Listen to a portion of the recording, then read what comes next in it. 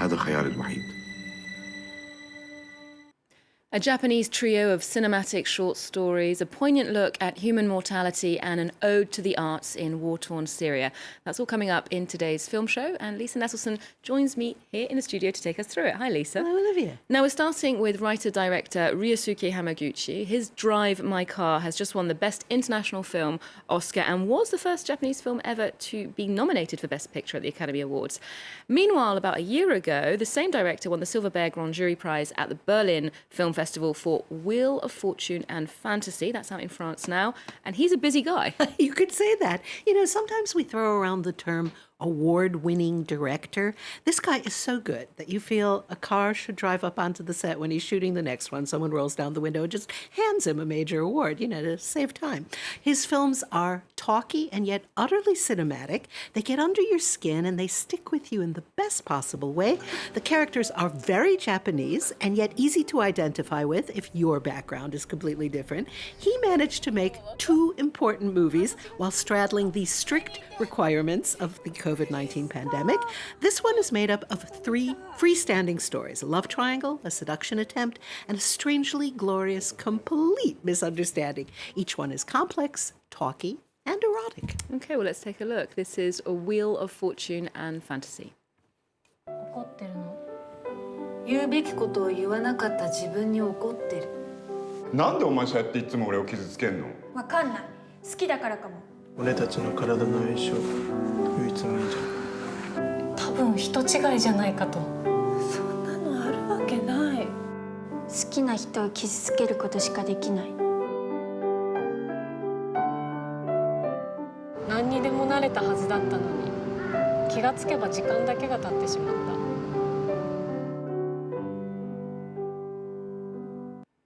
Definitely something poetic about that one. But this director clearly has a bit of a magic touch. Do you know how he does it?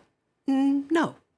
I could pretend I know, but it's simply wonderful as a viewer to be on the receiving end of these surprise twists and turns and resolutions, to be lured willingly into emotional situations that have real substance and yet feel almost effortless. And I think it's worth noting that Hamaguchi happens to be a man, but here he has created from scratch situations that offer terrific insights into the lives of women characters. Okay, well, now to another writer-director. Gaspar Noé, someone who can be depended upon to push cinematic boundaries given his past work.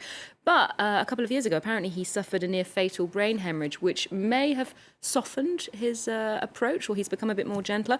Tell us about this film, Vortex. Well, fairly or unfairly, the name Gaspar Noé has been synonymous with provocation for over 30 years. His movies have dealt with violence and sex and irrational hatred with real cinematic gusto. His international notoriety is most solidly connected to Irreversible, the story of a loving couple played by then real-life spouses Vincent Cassel and Monica Bellucci, told in reverse order and famous for a prolonged, very convincing rape scene. His films are often shown in Cannes, frequently in a midnight slot, as was the case for Vortex last July.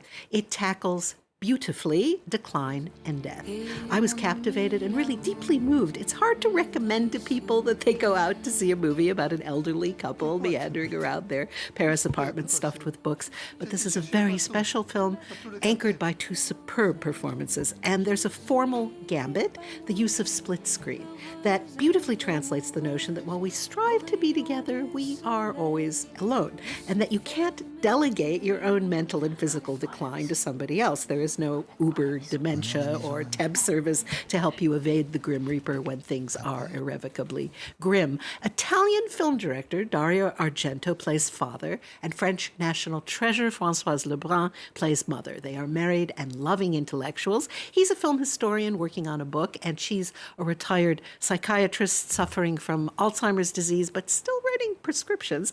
They have shared a life, they're still sharing it, and Gaspar Noé shares it with us. Okay, two impressive screen presences there from Dario Argento and Françoise Lebrun. Let's take a look then at Vortex. Je n'arriverai pas à m'occuper bien de vous, papa. Je ne veux pas laisser cette maison où nous avons passé toute notre vie. Et moi, je ne jette pas mon passé. Vois le Dieu qui m'a faite, me fait courber la tête, et je sens que je tombe, et je sens que je tombe. presque nue, j'ai le pied dans la tombe, déjà je ne suis plus. So given the subject matter there, a bit gloomy, does that get overwhelming for the viewers? Well, old age is one of the topics that's always been there, but like racism and discrimination, it's surfacing more and more. As Simone de Beauvoir put it in her book, Old Age, I'm paraphrasing. When we're young, we look at old people and we feel they are fundamentally different from us. But unless you get hit by a truck in your prime, well, someday you'll be old too. So there. One of the most startling things about photography and cinema that we now absolutely take for granted is that film is a way of capturing and freezing time. Before film, you could do a sketch or a funeral mask, but otherwise you had to rely on your own memory once a loved one died. Françoise Lebrun was one of the 3 stars of one of my favorite films of all time, Jean Eustache's 1973 The Mother and the Whore, with Jean-Pierre Léaud and the late Bernadette Lafont. You know, if actors continue working, we watch them age on screen, and when the films they appear in are worth watching, well, we change and grow along with them. Lebrun's character can barely speak, barely knows what world she's in. Their son, sensitively played by Alex Lutz, wants his parents to move to an assisted living facility because he doesn't know how to help them.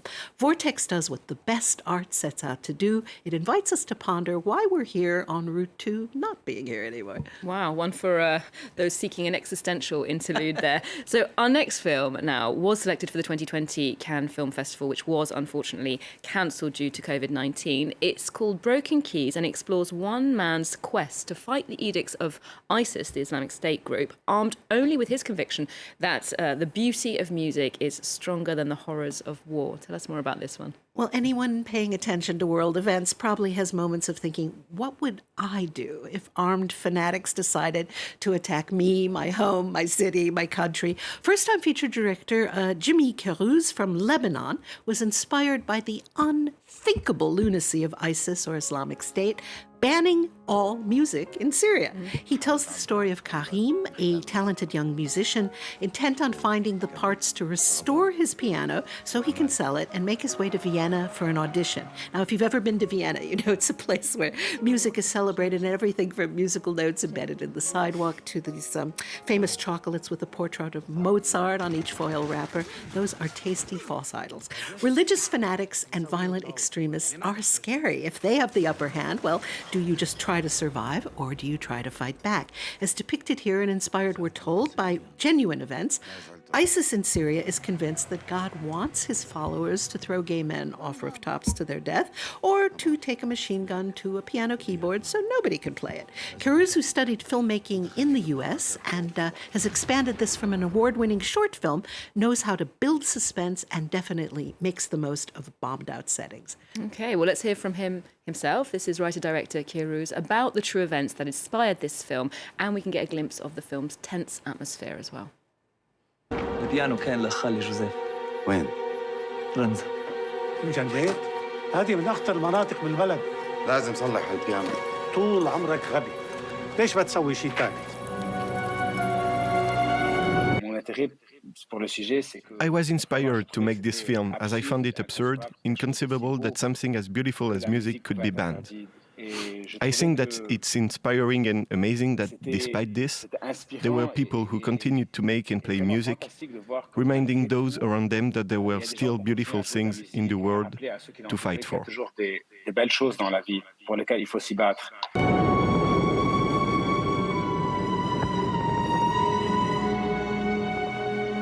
مين انت؟ شهري.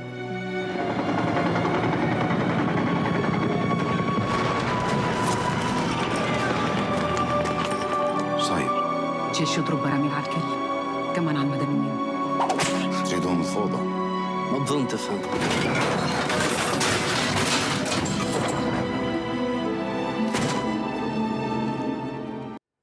Now, as we see every day in the news, the crisis in Syria has been going on for 12 years now, but this story apparently does have some hopeful elements. Well, that's right. Other characters, understandably, keep telling Karim he's crazy, risking his life to travel to one of the most dangerous spots in Syria, where he hopes he can cannibalize parts from another piano and bring them back to repair his family piano. And as crazy quests go, well, this is a fairly original one, although some of the people Karim meets along the way sometimes feel like overly convenient archetypes, but that's perfectly okay. Jimmy Caruso is definitely a talent to watch. Okay, well, we'll keep our eye on him, and thank you for that roundup this week, Lisa.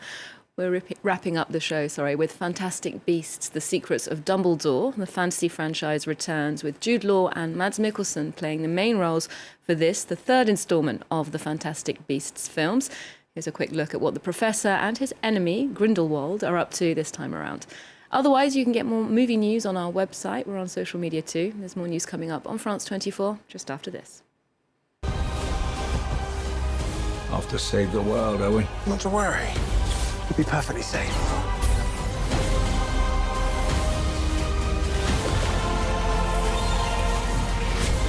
Our war with the Muggles begins today! How will we fulfill our destinies and transform the world?